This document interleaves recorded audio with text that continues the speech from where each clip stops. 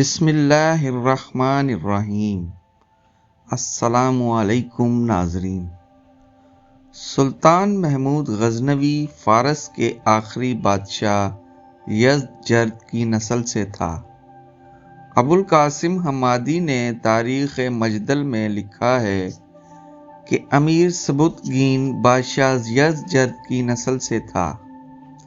جس وقت زمانہ خلافت امیر المومنین عثمان رضی اللہ تعالی عنہ میں یزدجرد مقام مرو میں ایک چکی پیسنے والے مکان میں مارا گیا، اس کے اہل و عیال اور خاندان والے بے حال پریشان ترکستان چلے آئے اور ضرورت زمانہ کے لحاظ سے ان سے اور ترکوں سے باہم رشتہ داریاں اور قرابت پیدا ہو گئی، اور 2-4 پشت کے بعد علم و دولت مفقود ہونے کی وجہ سے ترک کے نام سے مشہور ہو گئے۔ ایک مدت تک ان اطراف میں ان کے عالی شان مکانات ان کے بزرگوں کے نام کو زندہ کیے ہوئے تھے۔ اس کا سلسلہ نسب یزدجرد تک اس طور سے پہنچتا ہے: محمد بن سبکتگین بن جوگ کرا بہکم بن کرا ارسلان بن کرا ملت بن کرا نعمان بن فیروز بن یزدجرد بادشاہ فارس ایران۔ ابوالفضل حسن بہقی نے تاریخ ناصری میں باروایت سلطان محمود غزنوی تحریر کیا ہے کہ سلطان محمود غزنوی نے اپنے باپ امیر سبکتگین سے روایت کی ہے کہ سبکتگین کے باپ کو کرا بہکم کہتے تھے۔ اصلی نام جوگ تھا۔ غوغا اور بہکم لغت ترکی میں متحد المعنی ہیں۔ کرا بہکم کے معنی سیاہ غوغا ہیں۔ ترکستان میں جہاں کہیں جوگ کا نام سن پاتے تھے، اس کی شجاعت و مردانگی کے خوف سے بھاگ کھڑے ہوتے تھے، اس وجہ سے اس کا نام کرا بہکم رکھ کر چھوڑا تھا۔ تاریخ منہاج السراج جرجانی میں لکھا ہے کہ نصر حاجی نامی ایک سوداگر نے امیر سبکتگین کو ترکستان سے بخارا لا کر امیر الپتگین کے ہاتھ فروخت کیا۔ امیر الپتگین سبکتگین کو دیکھتے ہی تاڑ گیا کہ یہ بڑا ہونہار لڑکا ہے، اس کی بلند پیشانی سے بچپن کے باوجود بڑائی کے آثار نمایاں ہیں، اپنی خدمت میں رکھ لیا۔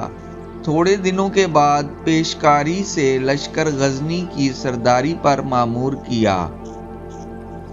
رفتہ رفتہ الپتگین کی ناک کا بال بن گیا اور سیاہ و سفید کرنے کا مالک ہو گیا۔ سبکتگین در حقیقت غلام نہ تھا، بلکہ یزدجرد بادشاہ فارس کی نسل سے تھا۔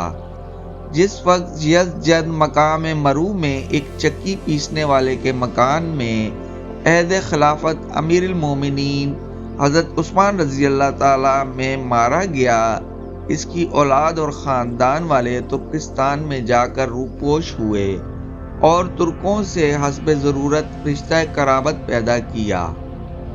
دولت و حکومت تو پہلے ہی ہاتھ سے نکل چکی تھی، علم بھی جاتا رہا اور 4 نسلوں کے بعد ترک کہلائے جانے لگے۔ محمود غزنوی کے غلام نہ ہونے کی بہت بڑی اور قوی دلیل یہ ہے کہ انگریز مورخوں نے اسے غلام کے سلسلہ حکومت میں نہیں لکھا۔ انہیں اس کے ساتھ کوئی ایسی ہمدردی نہ تھی کہ جس سے یہ محمود غزنوی کو سلسلہ حکمران و غلامان سے علیحدہ لکھنے پر مجبور ہوئے۔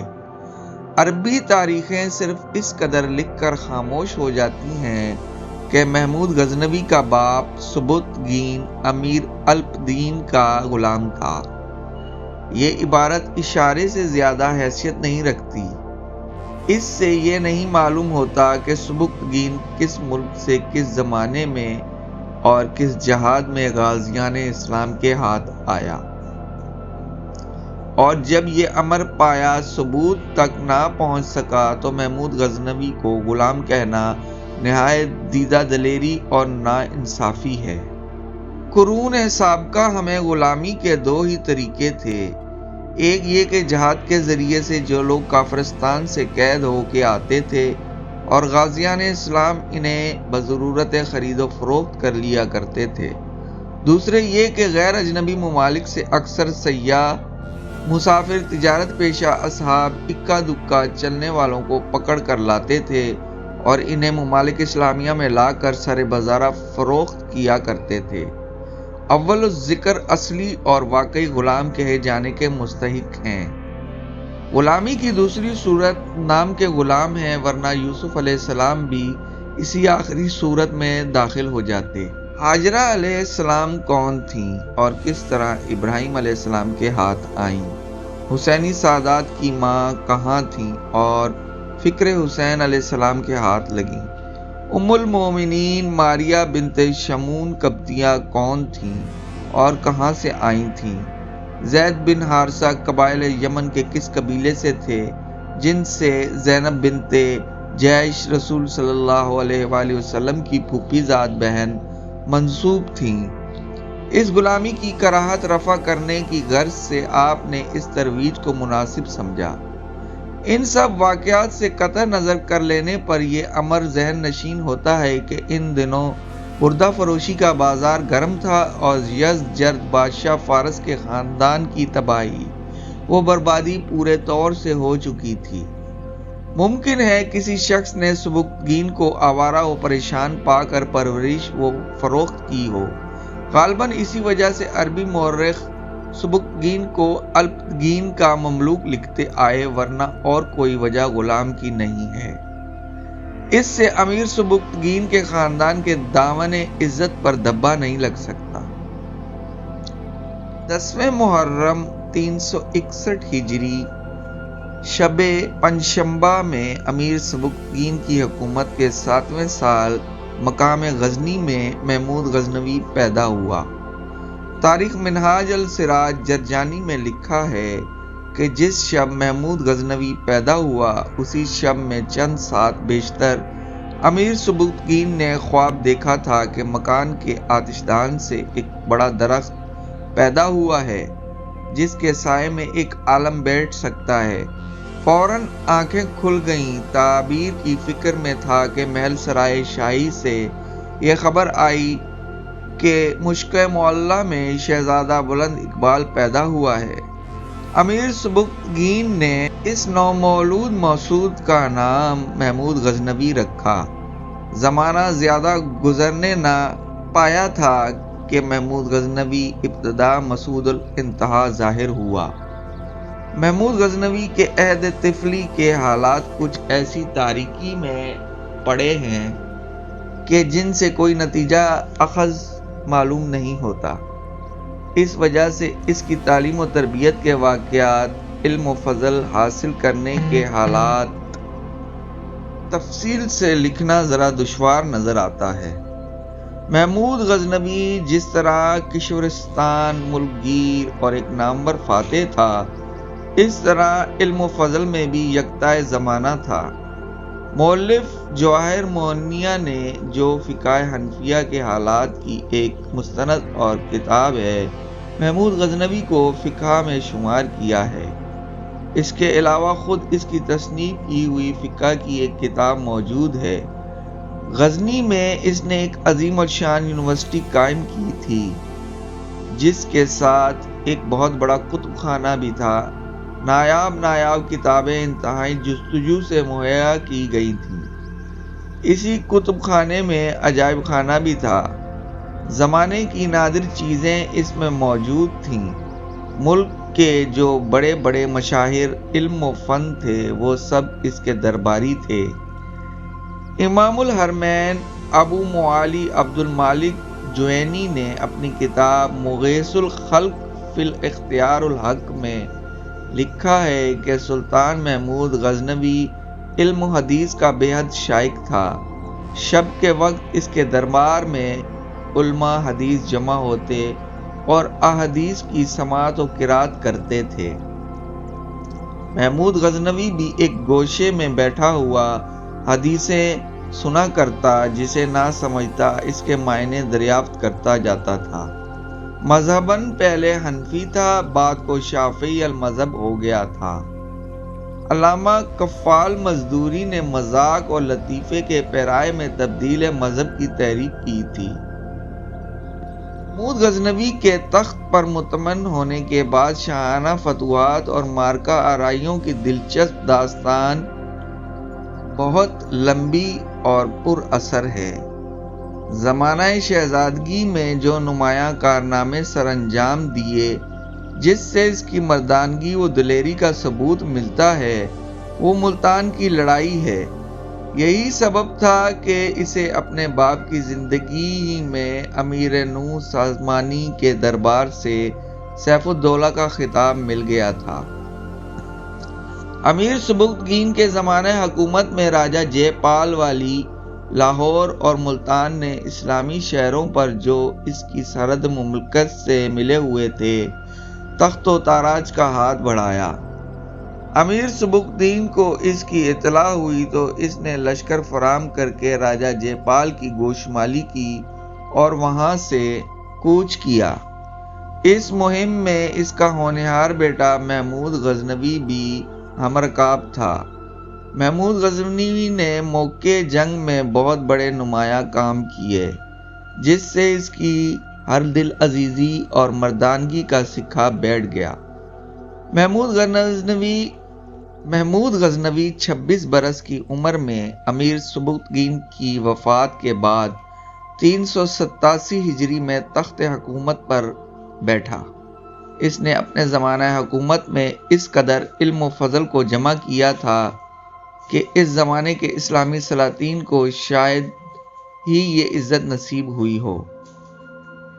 مقامات ابو نصر مشکاتی اور مجلدات ابو الفضل اس پر کافی روشنی ڈال رہے ہیں۔ ایسے عالی حوصلہ بلند خیال سلطان کی طرف بخل کی نسبت کرنا نہایت بے انصافی ہے۔ اگر وہ داد و دہش میں کوتاہ دست ہوتا تو اس کا دربار علماء، فضلاء، شعراء اور اہل علم و کمال سے خالی نظر آتا۔ ابو ریحان البیرونی، جسے متعدد علوم و فنون میں مہارت کلی حاصل تھی، اور ابو علی سینا کا ہم پایا و ہم اثر تھا، محمود غزنوی ہی کے خواہان کرم سے بہرہور ہوتا تھا۔ محمود غزنوی نے ابو علی سینا کو بھی اپنے خواہان کرم پر دعوت دی تھی، مگر کسی وجہ سے وہ بہریاب نہیں ہو سکا۔ شاعری کا ایک مستقل محکمہ قائم تھا۔ انصاری، اسجدی، اسدی، اقواری، فردوسی، فرخی اور منوچیری محمود غزنوی کے آسمان سخن کے صبح ستارے تھے۔ منجملہ ان الزامات جو کہ محمود غزنوی کے دامن فطرت پر لگائے جاتے ہیں، ایک الزام شراب خوری کا ہے، جسے مؤلف شیر الحجم شبلی کے پاکیزہ خیالات کا نو تصنیف واقعہ کہنا چاہیے۔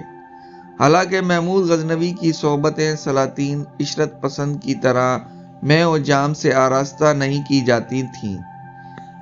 اس کی صحبت دنیاوی کتابوں، گویوں، لونڈیوں اور مسخروں سے بالکل پاک تھی۔ میں نے عرب کے سوا اس کے سوانح غیر قوموں کی زبانوں سے بھی سنی ہے۔ کسی مورخ نے شراب خوری اور فسق و فجور کی اس کی طرف نسبت نہیں کی۔ صاحب شیر الحجم نے محمود غزنوی کی شراب خوری اور بدمستی کا ایک حیرت انگیز واقعہ لکھ کر اس کے دامن عزت پر بدنما دبا ڈالا ہے۔ غیر قوموں اور متعصب مورخوں نے بھی ان پر شراب خوری کا الزام نہیں لگایا، بلکہ متقی، پرہیزگار، علم و فضل کا قدردان، عہد و اقرار کا پابند اور اسلام کا ایک جوشیلہ سپاہی لکھا ہے۔ شیر الحجم میں لکھا ہے، سلطان محمود غزنوی کو ایاز سے جو محبت تھی، اگرچہ حد سے زیادہ تھی، مگر اس میں ہوس کا شائبہ نہ تھا۔ ایک دن بزم عیش میں بادہ و جام کا دور تھا۔ محمود غزنوی خلاف عادت معمول سے زیادہ پی کر مست ہو گیا اسی حالت میں ایاز پر نظر پڑی، اس کی شکن در شکن زلفیں چہرے پر بکھی ہوئی تھیں۔ محمود غزنوی نے بے اختیار اس کے گلے میں ہاتھ ڈال دیے، لیکن فوراً سنبھل گیا اور جوش و تقوی میں آ کر ایاز کو حکم دیا کہ زلفیں کاٹ کر رکھ دے۔ ایاز نے فوراً حکم کی تعمیل کی۔ اس عبارت سے چند باتیں ایسی ظاہر ہوتی ہیں جن کا در حقیقت خارج میں کوئی وجود تک نہ تھا، محض ذہنی اور تصنیف کردہ ایک مضحکہ خیز واقعہ ہے۔